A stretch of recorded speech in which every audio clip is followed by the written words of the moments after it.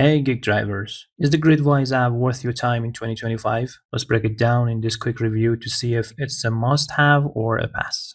Gridwise is an app for rideshare and delivery drivers. It tracks your earnings, mileage, and gives tips on the best times and places to work. It's like a helper for Uber, Lyft, DoorDash, and more. The free version tracks your trips and earnings. Plus shows airport demand and local events. The Plus plan, at $10 a month, adds detailed analytics, search alerts, and weather insights to boost your income. Pros: it's great for full-time drivers. You get real-time data like flight schedules to avoid waiting at airports. It also helps with tax deductions. Cons: the free version is basic, and the Plus plan might feel pricey for part-timers. Some say it's not great for grocery delivery apps like Instacart. Compared to apps like Everlance or Hardler, Gridwise shines for rideshare drivers with its airport and event tracking. But for simple mileage tracking, Everlance might be cheaper and easier. Worth it? If you're a full-time driver, especially for Uber or Lyft, Gridwise Plus can help you earn more. Part-timers might stick with the free version. Try Gridwise and let us know what you think. Like and subscribe for more gig app reviews.